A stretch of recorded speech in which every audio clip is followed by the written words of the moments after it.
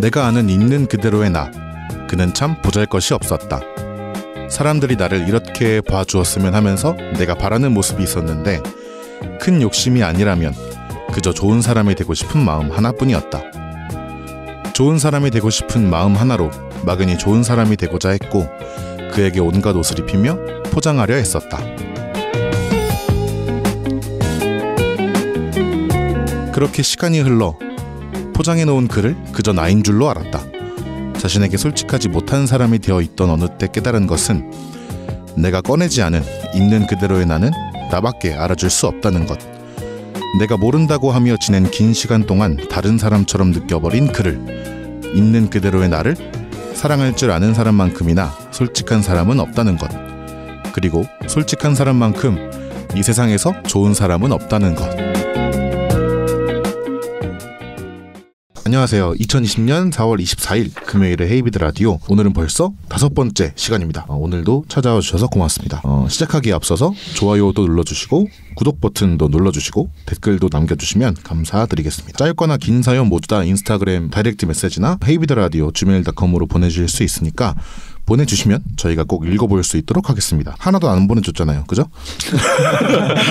보내주세요. 오늘은 세 번째 뮤직 언박싱 시간입니다. 오늘은 특별히 바이올렛 빛깔이 참 잘 어울리는 싱어송라이터 로아님과 함께 재밌는 이야기들 많이 나눠보려고 하니까 기대해 주시고요. 잠시 후에 뵙겠습니다.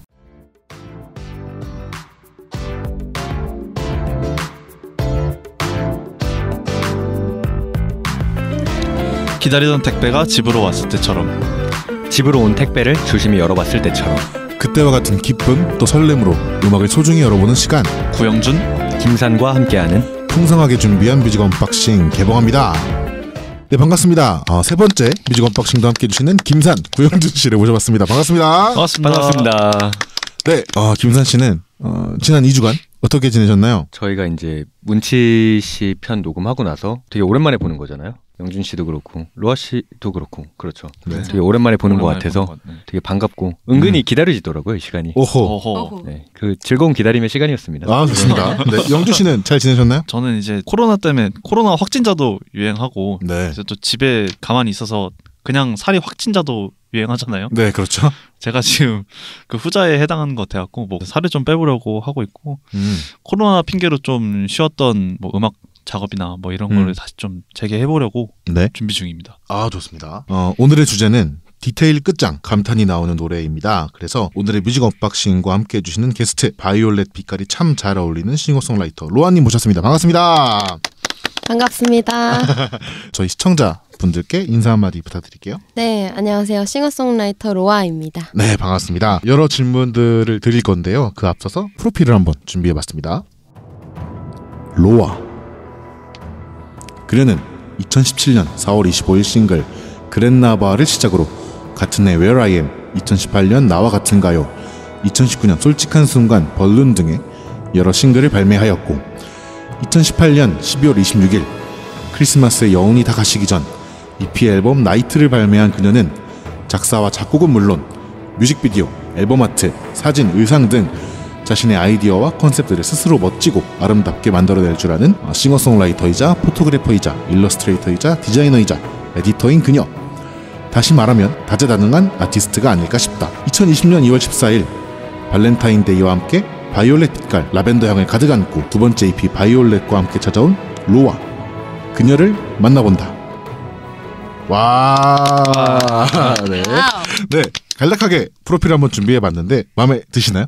네, 뭔가 웅장해서 마음에 들었어요. 네, 마음에 드셨다면 다행이고요. 본격적으로 로아님과 여러 얘기를 나눠보고자 해요. 네. 음악을 어떻게 시작하게 되셨는지? 저는 일단 음악을 굉장히 자연스럽게 접하게 된 케이스 같은데, 초등학교 때부터 음악 듣는 걸 일단 좋아했어요. 그리고 이제 부르는 사람에 대해서 이제 관심을 가지게 되었는데, 처음에 꿈꿨던 거는 이제 가수였던 것 같아요. 뭔가 노래 부르는 게 좋고 노래 듣는 게 좋고 그래서 가수를 쉬었다가 이제 시간이 흐르고 나니 중학생이 됐는데 어느 순간 보니까 네. 밴드 보컬을 하고 있었어요. 근데 이제 그 모습을 어머니께서 이제 보시고 너 한번 예고 시험 봐볼래? 라고 오. 먼저 말씀을 주셨죠. 어허. 그래서 좀 특이한 케이스잖아요. 드문 케이스긴 하네요. 그러네요. 좀 스무스하게. 그쵸. 네. 지금 생각해도 정말 감사드리죠. 네. 이제 특이하게 이제 어머니께서 추천을 해주셨고 시험을 봤는데 네. 또 운 좋게 붙었던 거죠. 그래서 이제 그 시작으로 어떤 음악을 전공을 하게 된 음악의 길로 어떤 들어서게 된 계기가 아니었나. 말씀은 안 해주셨겠지만 그래도 노력을 해서 붙은 게 아닐까 그렇죠. 싶어요. 굉장히 겸손한 말씀이신 것 같아요. 네네. 우연히 붙었다고 네. 하시는데 운이 좋아서 붙는 경우는 뭐 가령 저라든가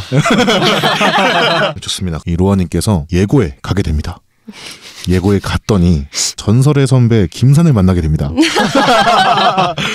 두 분이서 같은 학교를 그쵸. 다니셨다고 들었어요. 네. 혹시 고등학교 다닐 때 김산 씨가 좀 기억이 나시겠죠? 당연히 이제 날 수밖에 없었던 게 정말 한 기수 이제 한 학년 위였고 자주 마주칠 수밖에 없잖아요. 네네네. 그쵸. 그 중에서도 좀 전설적인 선배가 아니었나. 아 그래요? 영웅이었죠, 영웅. 아 그래요? 네, 학생회장이셨어요. 아 네. 그러니까 이 학생이라는 게 그 예고에 다른 과들도 그럼요. 있는 거고. 통솔적인 아. 대통령이었어요. 럭키짱으로 치면 지대호 같은 존재. 그래요.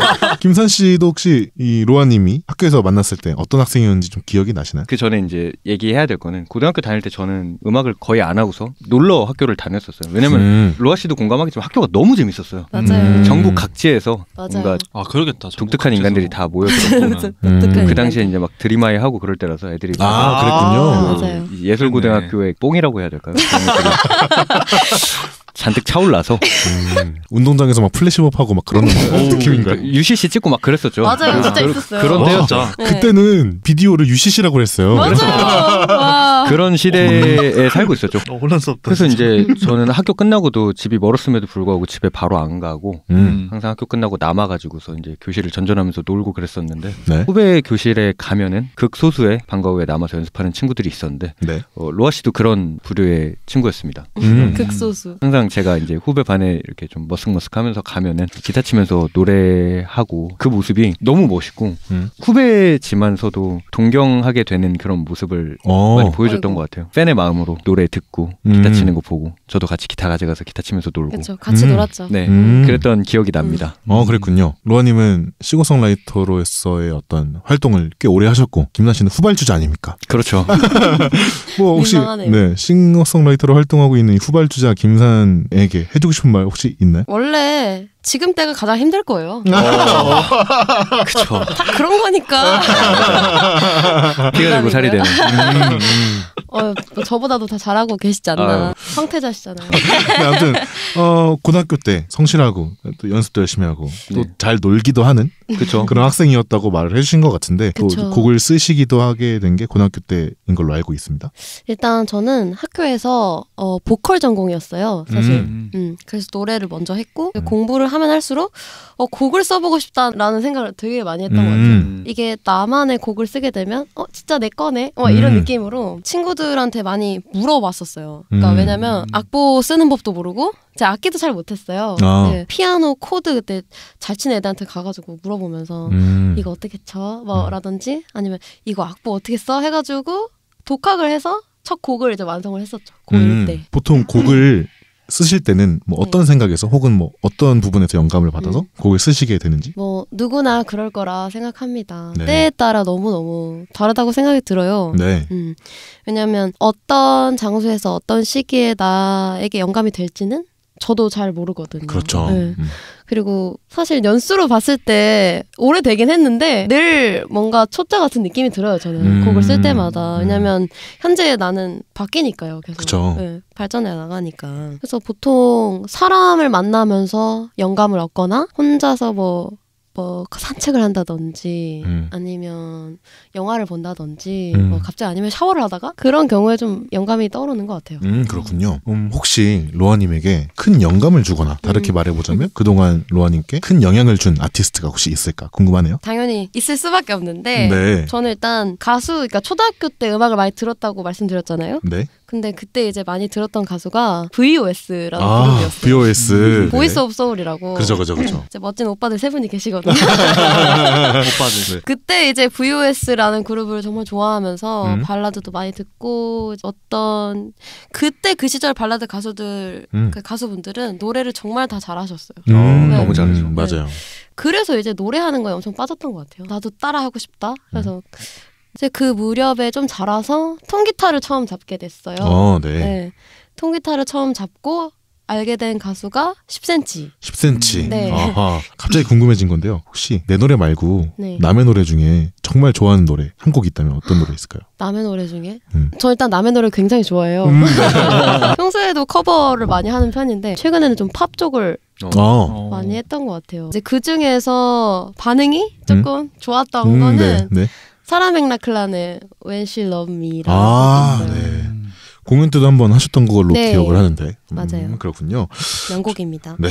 찾아보니까 벌써 첫 싱글을 내신 후에 3년이 꼭 지났더라고요. 네. 이 기간 안에 12곡을 발매를 하셨습니다. 가장 최근작인 바이올렛 EP에 대한 얘기를 해보기 전에 그 전에 발매하신 곡에 대한 얘기도 좀 나눠보고 싶어서 벌써 3년이 지났습니다. 네. 그동안에 자신을 좀 돌아본다면 어떤 기분이 드시나요? 뭐랄까요? 지나보면 지나볼수록 좀 귀여워요. 뭔가 3년이 이제는 되게 크게 다가오더라고요. 그러니까 옛날에 10대 때 3년 생각하면 그냥 뭐 좀 뭐랄까 그냥 한 부분이라고 생각이 드는데 요즘 3년 하면 와 많이 지났다. 더 귀여워지는 뭔가 과거의 내가 애성이었네. 그렇군요. 그런 느낌이라 저는 심지어 또 예전에 써놓은 곡들을 많이 작업을 했어요. 그러니까 그때 써놓은 곡들을 바로바로 작업하는 편이 아니라 좀 과거의 나를 꺼내서 좀 작업을 많이 해서 앨범을 냈었거든요.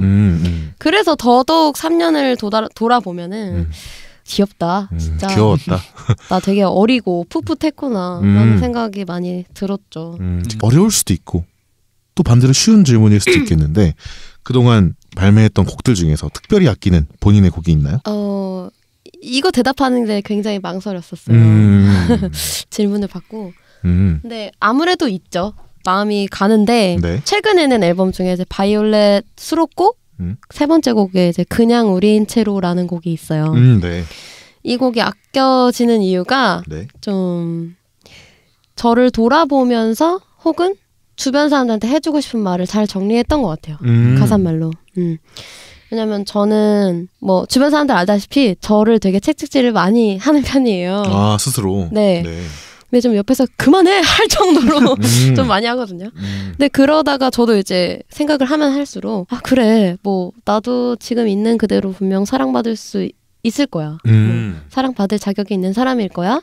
라는 말을 저한테도 하고 싶었고 주변 사람들한테도 해주고 싶었던 말이었어요. 그래서 그걸 곡으로 쓰지 않았나. 그 있는 그대로라는 단어나 그렇죠. 그 가사들을 보면서 제가 이 대본을 작성을 하잖아요.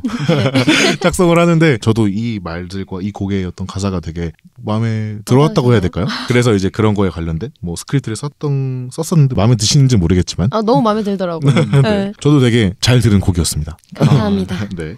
또 사진이나 뮤직비디오 막 또 공연장에서 오프라인에서 볼 수 있는 막 포토카드 이런 것도 다 제작을 하시잖아요. 그렇죠. 아직도 있어요. 네, 그러니까 그래서 뭐 여러 부분에서 신경을 쓰시는 부분이 되게 많다고 생각을 했었거든요. 혹시 이 뭐 곡의 컨셉이나 뭐 의상이나 구도나 사진, 뭐 뮤직비디오까지 곡이 나오고 나서 이런 것들을 준비하는 과정 중에서 어떤 일들을 하시는지? 일단 앨범의 주체적인 사람은 일단 저잖아요. 그렇죠. 본인이 되니까 아무래도 이미지적인 거나 아니면 제가 그 앨범에서 하고 싶은 얘기들을 조금 정리를 해두는 편이에요.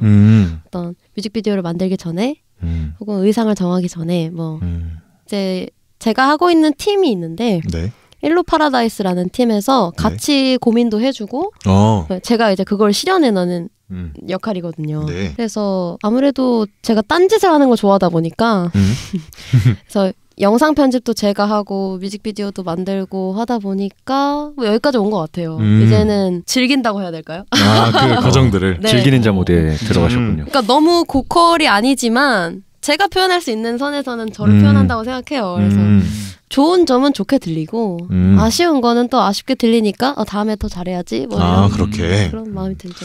즐기는 자의 모드는 역시 대단합니다. 다른 게 아닌가 싶고요. 그래서 이번에 발매하신 EP 바이올렛 너무 잘 들었습니다. 그래서 여러 프로듀서들과 작업을 함께 하신 것 같은데 뭐 앨범 소개나 뭐 여러 가지 트랙 소개들을 좀 해주실 수 있을 것 같아요. 네, 그렇죠. 아무래도 이번에 세 곡을 발매했는데 세 곡 다 다른 프로듀서 분들과 작업을 했는데요. 네네. 첫 곡부터 한번 살펴볼까요? 네, 첫 번째 곡은 그때 아주 작은 행동은이라는 곡이고 여기 있는 영준 씨와 함께 작업을 했습니다. 곡을 쓰게 된 계기는 제가 이제 곡을 쓰게 될 때 경우의 수가 있어요. 경우의 수가 있다. 경우의 수가 있는데 곡을 쓰고 싶어서 쓰게 되는 거랑 이제 글을 쓰고 싶어서 이제 곡을 만들게 되는 경우가 있거든요. 영준 씨랑 같이 작업한 곡은 글보다도 곡을 쓰고 싶어서 이제 작업을 시작하게 됐었어요. 그래서 네. 곡을 먼저 제가 후다닥 쓰고 네. 이제 그걸 영준 씨한테 들려줬더니 좋다. 이거는 그럼 어떻게 편곡해 볼 수 있을까라고 이제 고민을 하던 중에 네. 영준 씨가 이제 영화하는 편을 소개시켜줬어요. 그때 이제 바다가 들린다라는 곡이었는데 진짜 최고죠. 최고의 영화죠. 보고 진짜 너무 먹먹해져가지고. 네, 너무 좋더라고요. 거의 이 색깔이었어요, 마음이. 네. 저도 그랬거든요. 네. 그래서 이제 그거를 모티브로 잡고 한번 곡을 완성해보자 해서 시작이 돼가지고 완성이 됐던 곡이었죠. 너무 마음에 들었었고. 영주 씨도 혹시 그때 작업했을 때 어땠는지?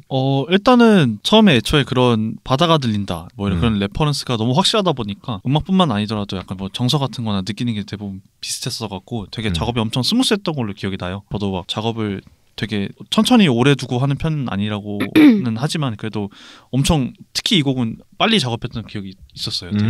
두 번째 곡으로 넘어가 볼까요? 네, 바이올렛이라는 곡. 타이틀이죠. 네. 바이올렛 타이틀곡이고 네.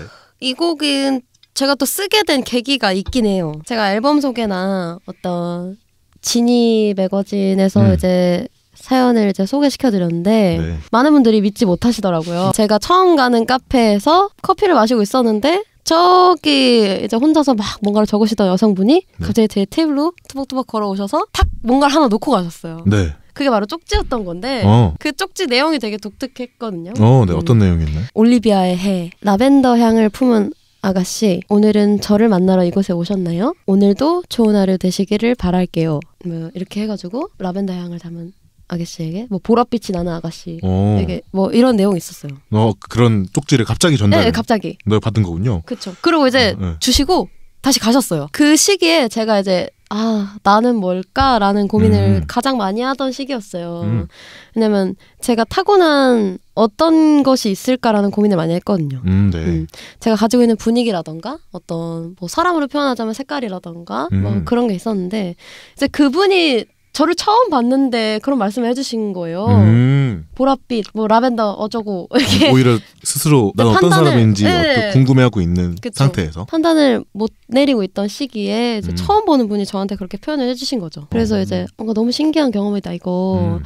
뭔가 내가 나를 판단하기보다 남이 나를 봐줬을 때 더 예쁘고 뭔가 더 찬란하게 봐줄 수 있겠다라는 생각을 하게 된 계기였던 것 같아요. 그랬군요. 그래서 이제 그걸 곡으로 풀어냈죠. 사실 그 쪽지를 받았을 때 어떤 그분에게 보내는 답가라고 해야 될까요? 그렇군요. 그런 입장으로 곡을 쓰게 됐죠. 그분이 좀 들어보셨으면 좋겠네요. 그러게요. 네.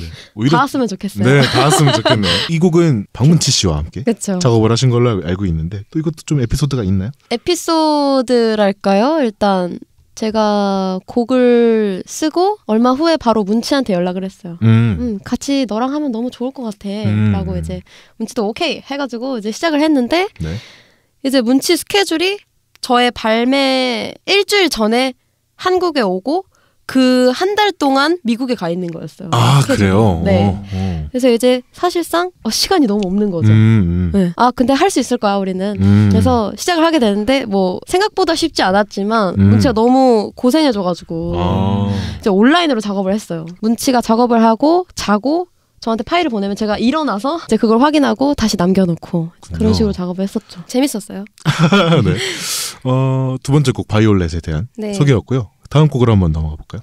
마지막은 이제 그냥 우린 채로라는 곡인데 네. 저희 일루 파라다이스 팀의 멤버 중에 이창우라는 친구가 있어요. 아, 네네. 기타 치고 이제 프로듀서도 하는데 워낙 창우랑은 저번 나이트라는 EP도 같이 했었었거든요. 그렇군요. 네, 그래서 워낙 잘 맞고 대화도 잘 되고 착해요.